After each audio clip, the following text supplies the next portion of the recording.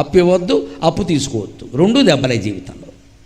ఇది తెలియజేయడానికి కుబేరుడు గతి ఇలా అయింది. లేకపోతే విష్ణుమూర్తి బాకీ తీర్చకపోవడం ఏంటండి, ఒక రోజు పని పెద్ద విషయం. ఆయనకి లక్ష్మీదేవిని ఆయన దగ్గర పెట్టుకుని కావాలన్నా తీర్చరా, తేరదో ఏడుతూ కూర్చో అలాగా, అంతే. ఎందుకు ఇచ్చావు అంతే.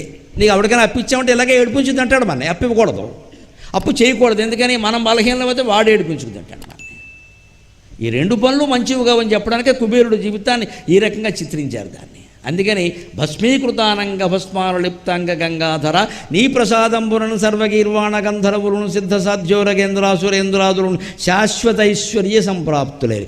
ఇంత ఐశ్వర్యం ఉన్న కుబేరుడికి పార్వతీదేవి శాపం కారణంగా ఒక కన్ను గవ్వ కన్ను, అది గుడ్డిది కాదు, మెల్లది కాదు, చూపు కనపడుతుందో లేదో తెలియదు, గవ్వ కన్ను, గవ్వలా ఉండి పైకి కిందికి ఆడుతుంది.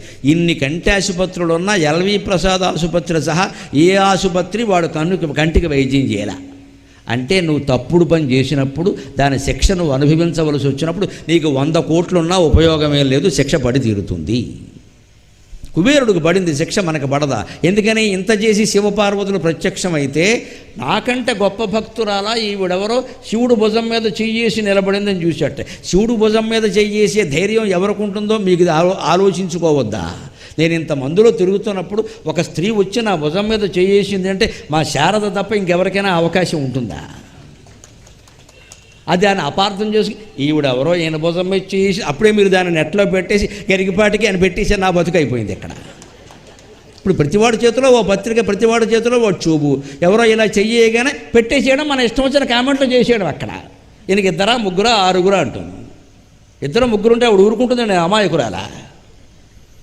మన ఇష్టం, మనకు తోచిందల్లా మాట్లాడటం, కనీసం దాని గురించి విచారణ ఆలోచన ఏమీ లేదు ఇక్కడ. అసలు ఒక పెద్ద మనిషి ఇంతటి వాడు ఉన్నప్పుడు చనువుగా ఆయన పట్టుకుని ఇలా భుజం మీద చేస్తూ ఖచ్చితంగా భార్య అయి ఉంటుందమ్మా. ఆ ఆలోచన లేకపోవడం వల్ల కుబేరుడు ఏం చేసేవాడు అంటే నాకంటే గొప్ప భక్తురాలా ఈవిడెవరు? ఎందుకంటే అమ్మవారి గురించి ఆయన ఏమనుకున్నా అంటే కాశీలో గుళ్ళో ఈయన ఎలా చూశాడో అలాగే ఉంటుంది అనుకోండి. కైలాసంలో ఆవిడ అలా ఉండదు, బాలా 16 ఏళ్ళ అమ్మాయిలా ఉంటుంది. ఎవరో భక్తురాలు, ఈయన కూడా లేడీస్ వల్ల పడిపోయాడు అనుకున్నాడు ఆయన. అనుకుని కన్ను వంకర చేసి ఇలా కృత్రిమంగా చూసాడు. అమ్మవారికి మండింది, వీడేవాడు ఎక్కడికి వచ్చాడంది ఆవిడ.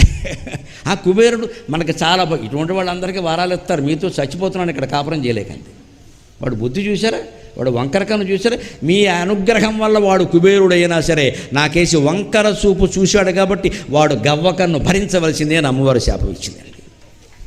అంత కుబేరుడు గవ్వకన్నుతో ఇప్పటికి ఏడుస్తున్నాడమ్మా ఇన్ని యుగాలుగా. మనకి డబ్బు సమస్యల్ని పరిష్కరిస్తుంది అనుకోవడం చాలా పొరపాటు. పరిష్కరించదు, జ్ఞానం మాత్రమే సమస్యల్ని పరిష్కరిస్తుంది.